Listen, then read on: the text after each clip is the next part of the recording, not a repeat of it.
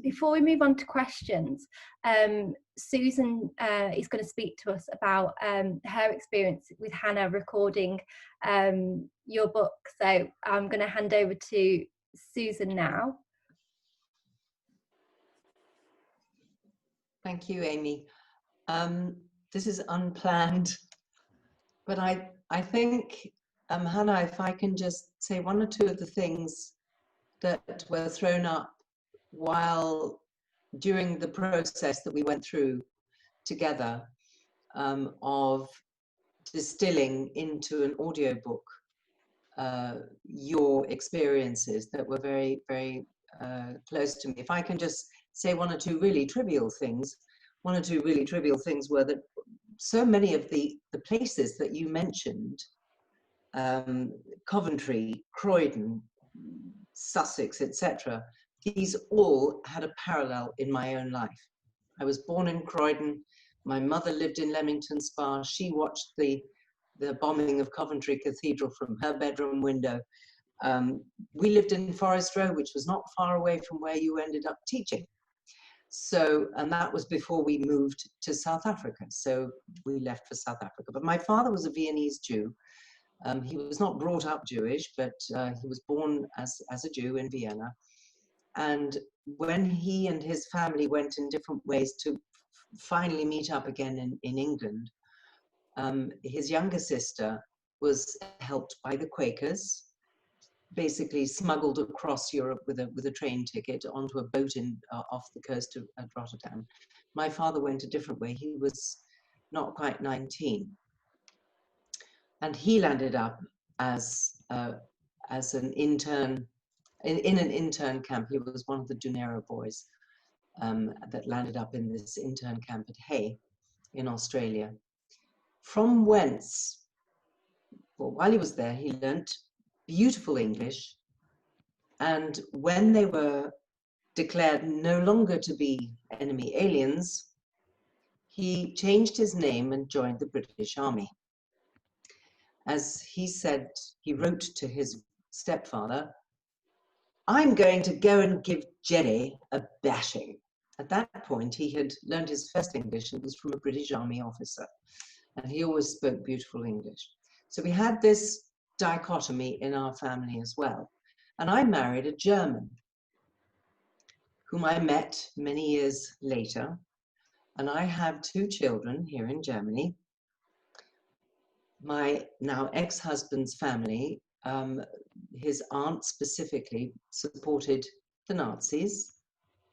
And they would go into the flats of Jews who had been disappeared, taken away, and they would help themselves to a few little bits and pieces before the actual, before the contents were meticulously labeled the following day. They'd sort of have, you know, a little picture frame here or whatever. So in a way, my children are a kind of sticking plaster, if you will, of European history. And my youngest son was the recording engineer who recorded your story, as you know, Hanna. Yeah. And he was absolutely, he found it a harrowing experience because he had heard all the stories, or many of the stories, but he hadn't a clue of what the minutiae, what the process was, the step-by-step process that you take very efficiently, if I may say, and almost unemotionally, but beautifully. You take the reader through this movement, through these steps, and he was moved to tears, as indeed often I was. It was very hard sometimes to finish those audio files, and there were many of them. Many places where it was just, you know, can't finish this. And because I now live in Germany, and I've lived in Germany now for longer than anywhere else in my adult life, I have taken on dual nationality. I'm now a German, as well as English. But there's there is this tremendous duality of feelings, of emotions, of, I remember when I first came to Germany, I would look at people with grey hair and think to myself, you must have known, because that was how I felt. But now, it's not just a question of you must have known. I think, Hanna, you said something just a second ago about the healing power of forgiveness. There's another thing. If we think back to 2015 and Angela Merkel taking in more refugees from Syria and from other children on their own and from everywhere else, and saying, wir schaffen das, we'll manage, for which she was pilloried and castigated and made to feel extremely unpopular. And Bill, I can see on your face you're nodding. You know exactly what I mean. I do, yeah. So perhaps there is this full circle, perhaps there is, or if it's not a circle, perhaps it's just another one of these moves in the German psyche, if you like, that is coming to terms with the fact that in Europe, the Nazis eradicated almost everything that had to do with creativity and beauty. All the musicians and the eccentrics and some of the, you know, the intelligentsia. And we are still feeling this today. And books such as your experience, where you have taken your experience into another environment, into another culture, I find very, very pregnant with meaning, not just historical, but also very personal. And there are many people like me. There are not that many, but there are many people like me who feel that way. And I can only say thank you. Thank you for giving me the opportunity to share in that very intimately. Thank you for your support. And I'm quite sure that I joined with everybody to say that book was one of the most important and signal books that I've ever read and read aloud and been able to be part of. Thank you. Thank you. Thank you. Thank you. Oh, thank you, Susan. That was really, really wonderful. I can see on Hannah's face how much that has meant. It's really been a really emotional experience listening to Hannah's story, and then, you know, listening to what the school children are doing today, and your experience, Susan, of recording the book. It's overwhelming. It's such an interesting time to hear all these stories together on one platform. I'm going to try and unmute everyone, but I can't remember how to do that. So bear with me, so sorry. Actually, you may not want to unmute everyone, but they could unmute themselves if they have a question. Absolutely. If you want to, what I suggest now is unmuting yourself and giving all our speakers, especially Hanna, a real big round of applause. Yeah, definitely. Yeah. Thank you, Hanna. Thank you, Hanna. Thank you. Bravo! Bravo! Bravo! Bravo! Thank you so much. So yeah, I mean, now it's open up to the audience now for questions. We can either do questions via the chat, or if you want to unmute yourself or wave at us, feel free to speak. Yeah, Imran? Yeah, hi. I have a question for Hanna. Well, first of all, actually, to also Bill and Andy, it was a great talk. Thank you so much. Andy, I will definitely be emailing you later on to ask more about the Kinderhostel. Hanna, can you just tell me a bit more about your arrival in Coventry and West Midlands in '39, and how the atmosphere was at the time, specifically the fact that you were Jewish and the welcoming of, well, the other into the community? I think that's a really penetrating question, Imran. I think, first of all, my perception was limited to that of a 7-year-old who did not understand English. You know, I didn't know one word of English, and most of the people I met did not know one word of German. So I don't want to, I can give you my feelings and emotions and concepts, but I don't know how much weight they have, really. They have weight, trust me, they do. It was a very bewildering time when we reached Liverpool Street Station. You know, one of the things reflecting on that time is that the Kindertransport was a very hurried arrangement, and that there wasn't a lot of money, and the whole coordination between Jewish groups and the Quakers, it was a very cobbled together event. It wasn't a smooth operation where those organizing it had time to really be efficient. So I think one of the things is that I was caught up in an event that was very created as you went along. But my first memory of being in England was being on the platform and other children who had been on that train being connected with their foster parents, or the ones who were going to take care of them. And then there were 8 of us who were without anybody to meet us. My parents had put me on that train without having in mind who would take care of me. So that just makes me realize that from the other end, it was a really panicked situation.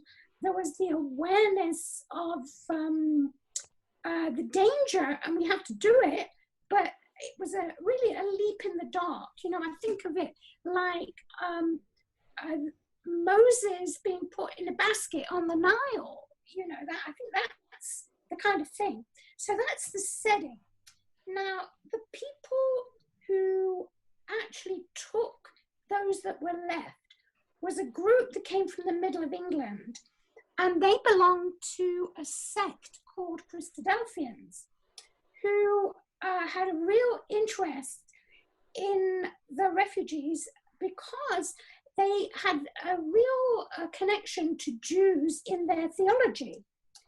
And so this was a group of men who came to Liverpool Street Station and collected us. And that was not totally easy because nobody there among them spoke German. And of course, we didn't understand them. And Susie, the oldest one among us, was telling us to behave. But we had, our labels were round. There was a string with a round label, and that identified us. And somebody had impressed on me that you just have to keep that on. And of course, they were concerned that I would lose it, and then who would I be? So these men were trying to make connection with us, and they, you know, English teasing. So one of them tried to take the label off me. You know, I think he was just, didn't know what to make the connection. And that really upset me, you know. So it was a very fraught situation. Now, when we got to England, I think we were kind of a bit exotic, you know. We were interesting for some people. And in this Christadelphian community, different ones had volunteered to look after the children. And it was also somewhat problematic in beginning school because I didn't know the English way. I didn't feel that there was anti-Semitic or antagonistic feeling, but there definitely, you know, at that time in England, we didn't have the concept of trauma counseling, of caring for the emotions of the child. I think the general atmosphere for the kinder was, you are very lucky, you know, and you should be very pleased about what has happened, you know, and don't think too much about that other stuff in Germany. I don't know if I've really answered what you were after, you know. You have. Thank you so much.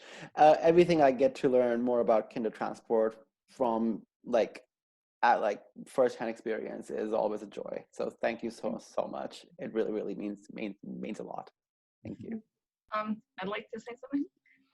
My mother was on a Kindertransport from Frankfurt, Germany to Norwich, and then she lived in Birmingham for a while. There's a book which I had just told Amy about called Survivors, which is about Jewish refugees in Birmingham, and it talks about the life there and the experience of some of the older kinder, which I think for those of you who are interested in the reactions of the British to the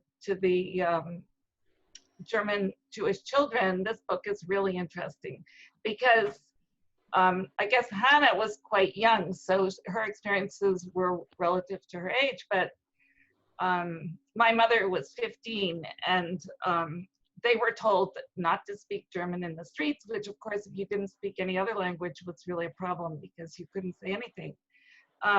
It was very difficult to work anywhere because you were immediately identified as a German.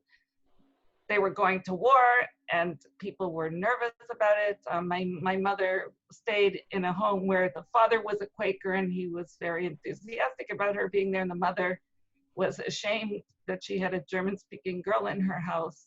You know, these were not all simple stories. They were complicated by the world situation and by the personalities involved and the reasons why people did it in the first place. And I really think that having lived with this story my whole life, that it's worth delving a little deeper into the complexity of what it was like for somebody to arrive, to be plunked down and into another country that was about to go to war with the same country where your parents still were. So anyway, this book is, I can put it on the side there. There's only a few copies because it's published, it was published in 1988, and it's pretty informative. But there are other accounts, I think, also. So, in fact, I have to say that I've been a member of the Kindertransport Association since it started. My mother went to one of the first events in London, and there's a lot out there. You just have to look for it. So. Yeah, thank you. Yeah, I'm going to purchase a copy of the book, and Hanna, I'll purchase you a copy and send it to you. Yeah, I would love that. Yeah, no, that's absolutely fine, especially because Birmingham is just next door to Coventry as well. So, yeah, thank you for telling us about that book. It's a real, really something that we'll absolutely look into further, and thank you for sharing your family stories as well. It's great to see everybody on the chat communicating their family stories and their connections with Hanna. Is there anybody else that wants to ask a question? Yeah, Caroline? Hi, thanks everyone. Hi Hanna. I know you briefly touched on when you first arrived not feeling emotionally cared for in a way.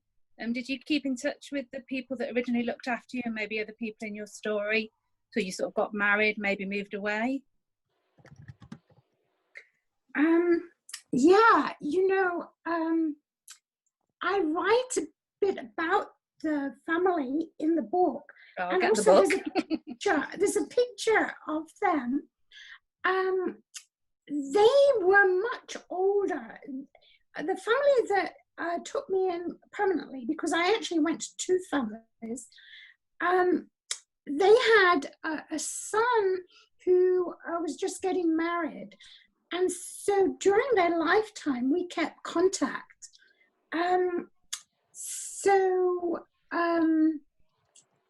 What more to say? Yeah, I think I wrote mostly about life experiences with this family. And also the feeling that it wasn't really my family. There was a kind of leave taking of them to go to college that was pretty painful, but there was also a return to them and seeking to connect with them. But I would say I did keep up until they died, but I wouldn't say it was a warm sense of belonging. I didn't belong. Thank you. I think Linda has a question. Yes, Hanna, your story is so powerful, not just in the sense of your journey, but actually the part about forgiveness. And I've wondered so much about, it's such in contrast to, a book like The Sunflower, Simon Wiesenthal or whatever. And I was curious about how much impact have you seen for others as you shared the story or as people read your books? I know you do a lot of speaking now.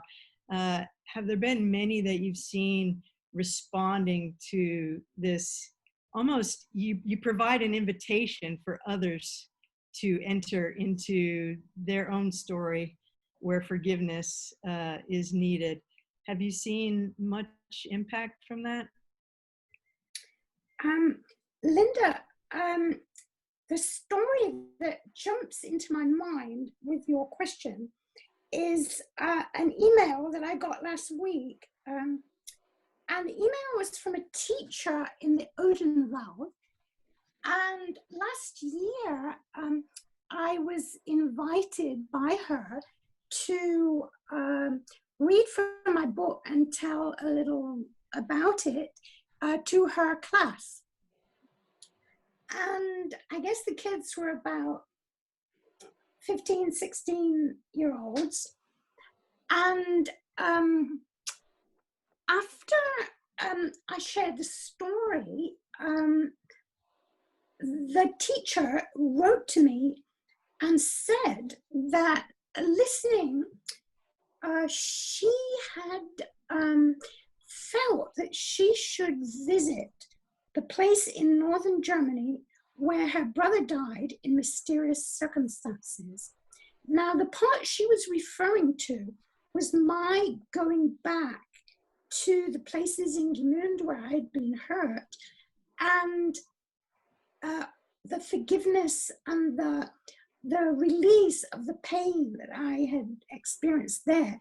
It was also to do with going to the actual place where my parents were gassed and where they were incinerated. And that was part of my healing journey, to go to that place. So she expressed how much the death of her brother had been a no-talk issue in their family, and that she really felt she needed healing from the story and the residue of this, and really desired it for her family. So as the result of hearing about my journey to Poland and this sense of forgiveness, she wrote to me last week and said, last February, I went to this place. I'd never been there before. And I was amazed to meet the policeman who had been involved in dealing with the death of my brother. And she said, I went and prayed there at this place. And for me, the healing has begun. I feel as though the darkness has lifted. And so you see, I really feel, but by your question, Linda, there are these sense of the national wrong and the historical wrong. But I think there's so much going on in all our lives today with pains and hurts that I think the Kindertransport journey, my story and others' stories, have relevance for how do we deal with our stuff. Yeah, I think so. Yes. Hanna, So powerful. Thank you. oh, sorry, Linda. Oh, No, I yeah. was just saying. Oh, God.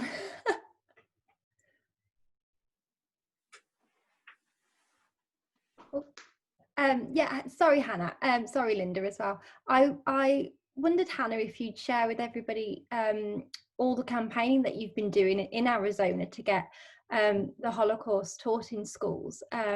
You've been doing some really tremendous work. I wondered if you could speak about that. Well, you know, I thought a lot about your reference to that. You know, we've talked about it. And, you know, I see my role actually as very much behind the scenes. You know, there are times when I am invited by others to do things in public, and I'm really happy to do that. And there are other things that are very personal, like the journey to Poland. That was kind of hidden. And to me, that carries great significance also. And then another thing about my journey when I think about it is that my role is to encourage others to put, you know, the local people. So in Gmünd and the Stolperstein, I was to encourage Georg Toporowski and that group. In Arizona, we have a very dear friend who is the chief of staff to the Speaker of the House of Representatives. You know, he's a really neat guy. And he's read the book, and, you know, we've had lots of conversations. And he is the one that got this thing moving. Holocaust education in Arizona schools, which is not mandated, it hasn't been. And he's worked incredibly hard because this is difficult.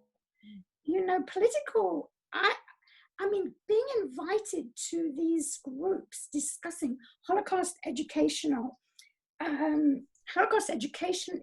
the House of Representatives in Arizona, it was an eye-opener. You know, to get anything done politically, it involves so much compromise. It's so slow and so difficult. So I felt my presence was just to be this encourager, you know. And so it's just amazing how it's happened. And this is an interesting story. The day the vote was taken, the evening before, there had been the most awful disagreement on the House floor, and people had said horrible things to each other. You know, we are very divided politically in America. You know, we've got the two sides. So there was this awful clash, and actually people were quite ashamed of themselves. So the next morning, they were going to have a vote on this resolution about Holocaust education, and the thing got passed anonymously. And I have a feeling it got passed because the people wanted to do something that was a little bit better than what they'd done the night before, you know. So all that to say, I'm a little cog in the wheel, and I'm just overjoyed about what's happening in Arizona. Absolutely, it's wonderful to see everything that you're doing with other people in Arizona. It's really marvelous. Has anybody else got a question? Just going to look on the other page. No. Okay, well, I think it's probably about time to kind of wrap things up now. And yeah, thank you so much for everybody for joining us all over the world. It's really, really wonderful to see you all. Hanna, do you want to end on a note? Well, I would like to say God bless you all. I mean, there's so many countries and walks of life represented, and I just want to thank you for hearing this, and I want to give a blessing upon you that this would go further, let it go further in our countries. And a perfect note to end on. Thank you so much, everyone. Thank you, and especially thank you to Hanna, thank you to Bill, thank you to Andy. It's been an absolute pleasure. Thank you to Amy for organising it too. Yes. Thank you. Thank you. Well, yeah, well, hopefully we may be able to do something again soon. But yeah, for now, enjoy your day, enjoy your evening wherever you are. And yeah, thank you so much for coming and participating today. Thank you. Thanks. Bye. Bye. Thank you. Bye-bye.